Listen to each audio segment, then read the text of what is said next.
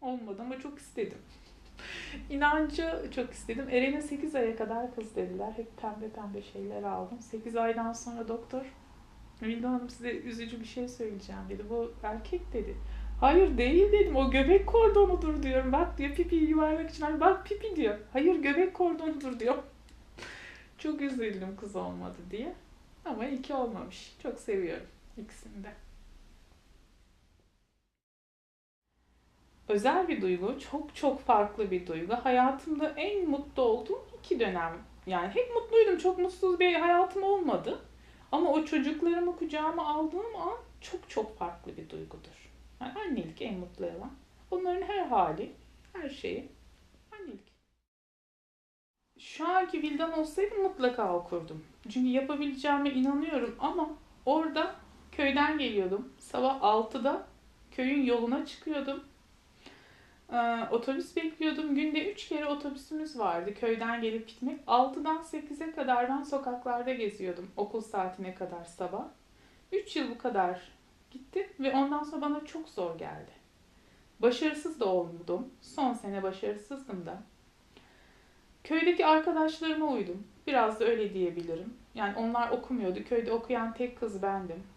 Sabahları gitmesi. Öğlen 1'de okuldan çıkıyordum. 4'e kadar ben gene sokaklardaydım. Otobüsün saati gelecek, ben köye gideceğim.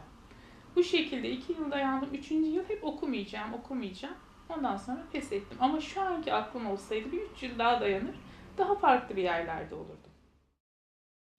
Okula geliyordum. Şehrin ortasındaki bir merkezde bir okula yazdırdı babam beni. Köyden geliyorum. O zamanlar kapalı türbanlı yoktu. Yani çok çok azdı. Okulun bahçesine geliyordum, başımı açıyordum ve benimle sürekli alay ediyorlardı. Okuldan çıkışta tekrar kapatıyordum. Yani köyden geldim. Tam merkezdeki bir okulda, köy ilkokulunda okudum. Bir kompozisyonun ne olduğunu ben hiç bilmiyordum. Kompozisyon ne demek? Köy ilkokulunda 5 sınıfa bir öğretmen. Benim mezun olduğumda bir kompozisyon nasıl yazılır, kompozisyonun ne anlama geldiğini bilmiyorum. Okula girdik. Yaz tatilini nasıl geçirdiniz? Bir kompozisyon yazar mısınız dedi bana Türkçe öğretmenim. O yanımdaki arkadaşa sordum. Kompozisyon ne demek? O da kaldırdı parmak sınıfta söyledi. İlk günü bu benim okulun. Sınıf alaycı ve bir şekilde güldü bana. Ve ondan sonra hep zamanla tırsa tırsa ben okulu bırakmama sebep oldu. Bu. Kapanacaksın, dışarıya çıkmayacaksın, erkeklerin yanında fazla bulunmayacaksın. Hep beni bir adım ailem geride tutmak istedi. Ama kızım olsaydı kesinlikle, benim babam da din görevlisiydi.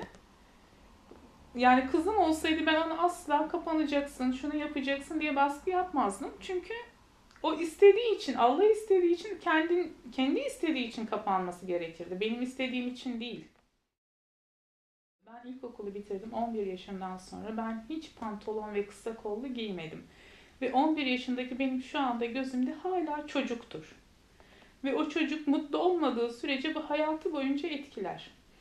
Babamın dayısı hep babama kızardı, baskı yapardı.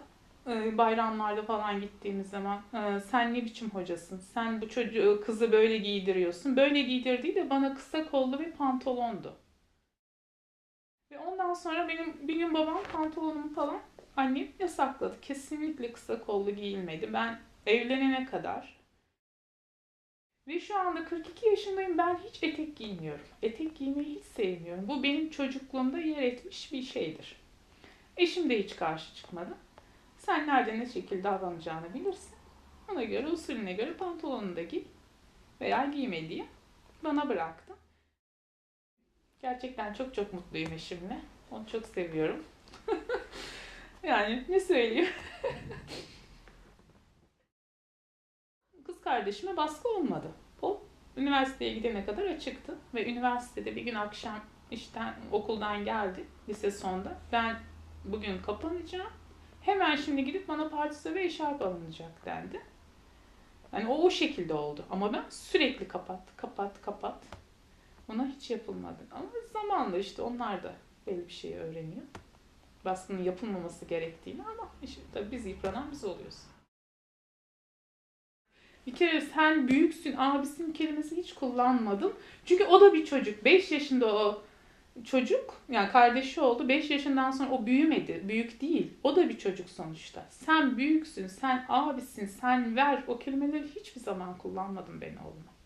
O da çocuk sonuçta. Hala çocuk. Oğlum sen büyüksün, bir sus demedim. Oğlum biraz daha anlayışlı davran. Sen daha mantıklı düşünebilirsin. Çünkü bana hep sen ablasın. Ben 5 yaşında bir abla oldum, bir daha hiç çocuk olamadım.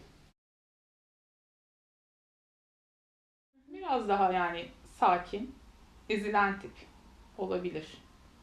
Ama yani ne diyeyim şu anda, kes bunu. Ay,